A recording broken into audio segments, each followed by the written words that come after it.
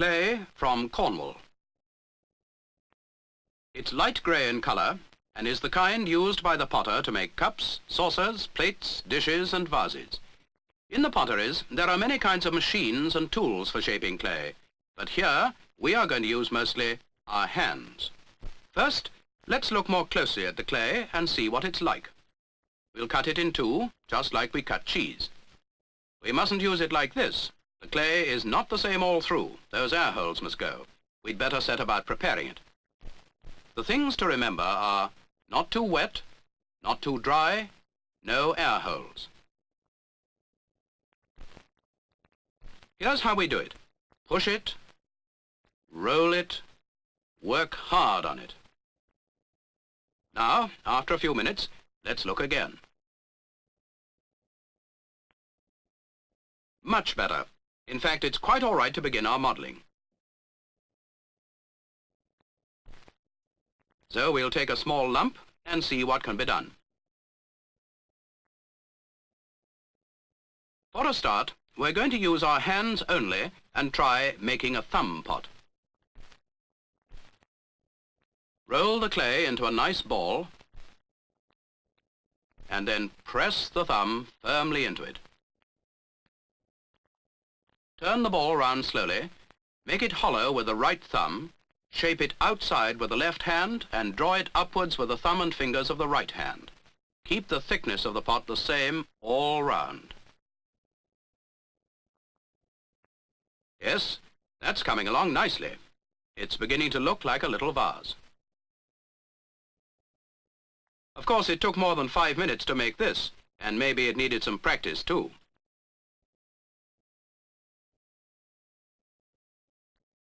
Flatten the base a little so that the pot can stand.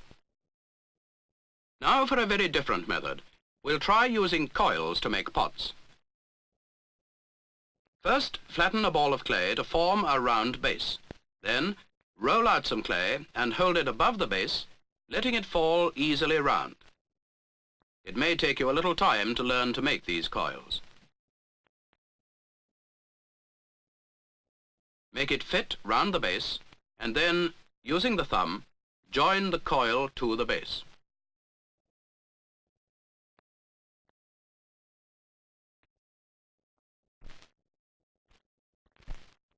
Go on adding and joining and building up the pot until you get something like this.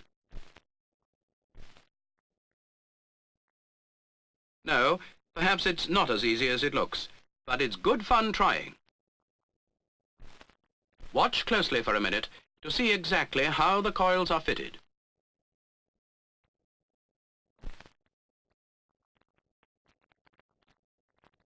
If you can use your hands to shape clay like this, you've got something to be proud of. Now, for a change, we'll try using coils to make a hollow model. The body of this duck has been made in much the same way as the vase, but it's been smoothed off. Like the vase also, it is hollow.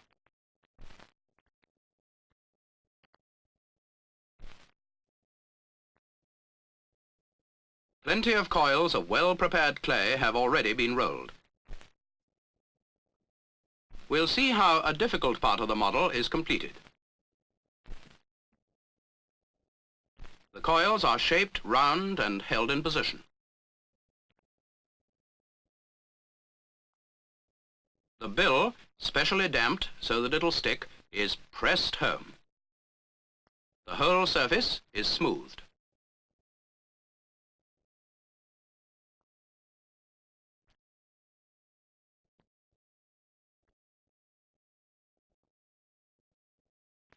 And here's a very nice result. When you've finished your model, you can, if you wish, turn to making tiles. After preparing the clay, put down a clean piece of paper and on it a 6-inch square frame made of wood 5/8 of an inch thick. The clay goes in the middle and is pressed down all over, making specially sure that it is forced into all the corners and that it touches all round the inside edges of the frame.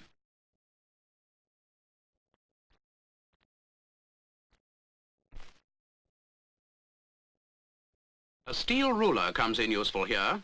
A piece of strong wood with a straight edge would do, but it must be absolutely straight, or there will be scratches on the tile.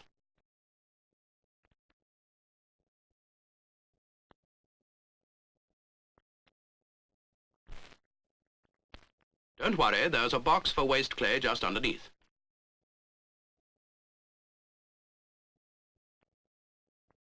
You must have your clay right for this job.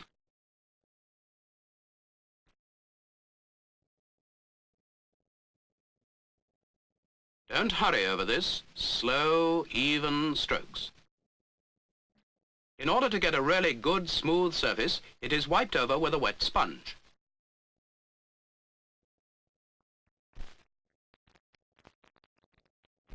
Nearly finished now.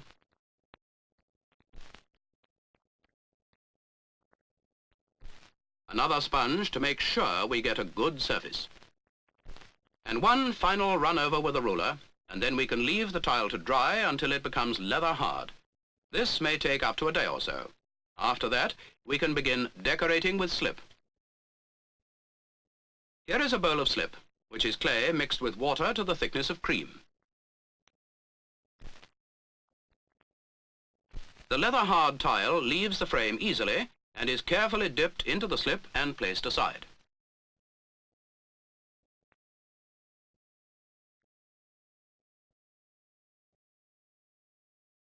We'll do the same thing with another tile, so that we can see two ways of decorating.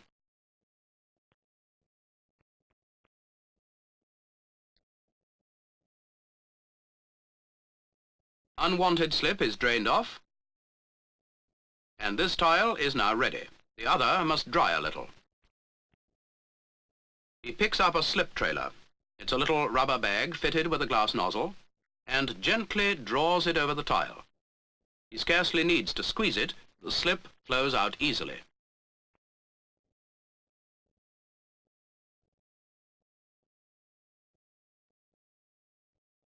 He picks up a feather and trails it across the pattern.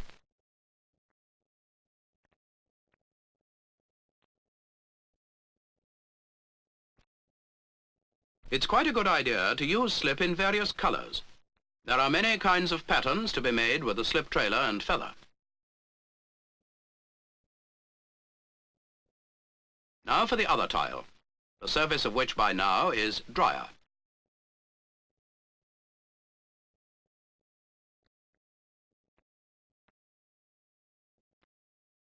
We'll use a small piece of bamboo, sharpened to a point. With this we can draw on or scratch the surface of the clay.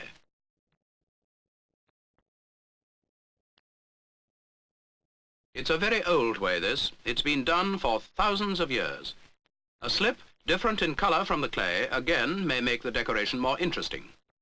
What about some finishing touches? The wattles. The feet.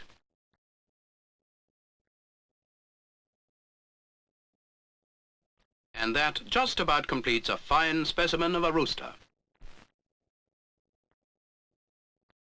Let's look again at some of the things we've made, and at some others that can be made by much the same methods, not forgetting our rooster.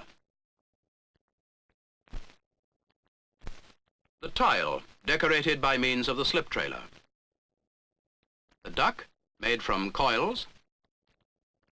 The thumb pot, and some really large pots made from coils. These are just some of the many examples of pottery made without a wheel.